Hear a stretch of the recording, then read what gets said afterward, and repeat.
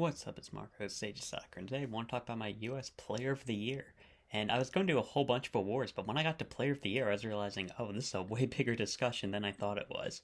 Because when you're looking at these players, we don't really have a standout this year. I was looking at it, it's like Pulisic, I think, had the best World Cup, but he had kind of a underperforming club season, in my opinion.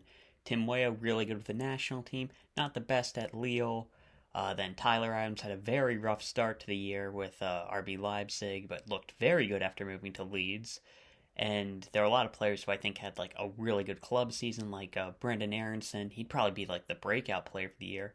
That game against Bayern that just rose his price tag probably by 10 million alone. Then a really good start to the year with Leeds, but he didn't have the best World Cup, so you don't want to include him. And I was doing it's is it Tim Ream? Because he had a good season in the championship, came on and had a good World Cup.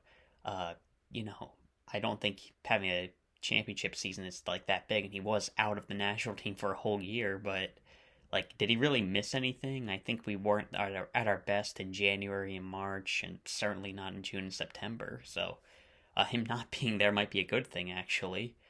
And then out of everybody else who started at the World Cup, like Matt Turner, he hasn't been the best at his club level, at least. And then Serginho Dest, definitely not when you factor in club performances.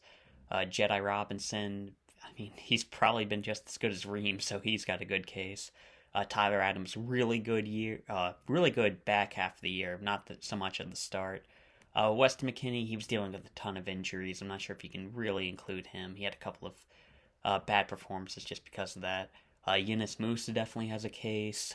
Pulisic, as I mentioned, Tim Weah, and Josh Sargent up top. Probably not. I mean, bad Premier League season. He's had a good start to the championship. Was our best striker at the World Cup, but that's not saying a lot. Out of it, it's probably between Pulisic, Weah, Adams, Ream, and Robinson. It's hard to say.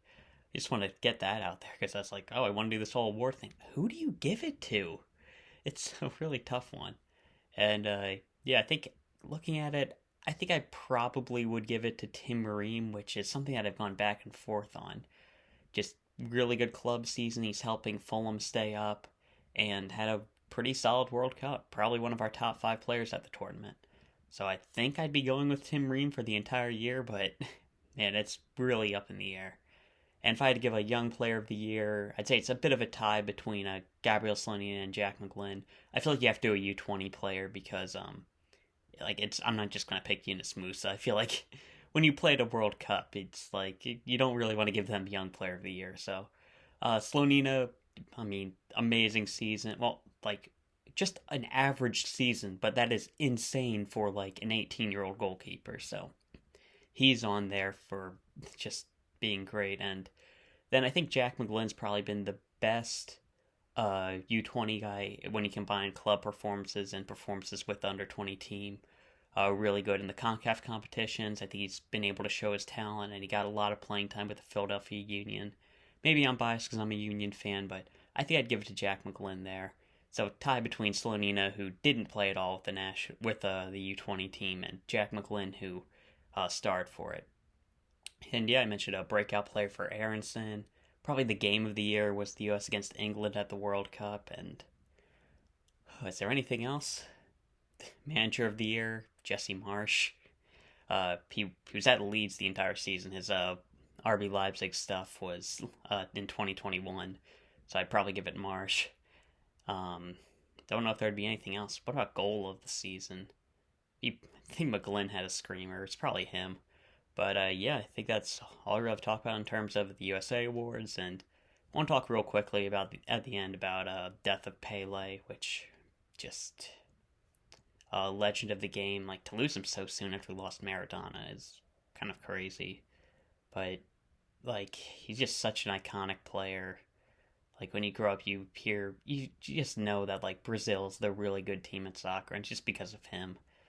The legacy that he has for the sport, part of a couple of amazing teams, one of the best players at the World Cup of all time, if not the best, and just did a lot, even in like the U.S., he did a lot to help grow the sport with the New York Cosmos, and man, he was just such a legend of the game, and he's gonna be missed. And yeah, that's all I talk about. Maybe the last video of the year, and I feel like it's been a solid year for the U.S. We had a couple of good players. Like on one hand, like I said, like oh, it's kind of tough to give a player of the year, but on the other hand, like we had a guy playing for Chelsea, and just like, hey, is he the player of the year? I don't know, maybe not. Like just amazing how far we've come, and yeah, I think that's all I've talked about. See ya.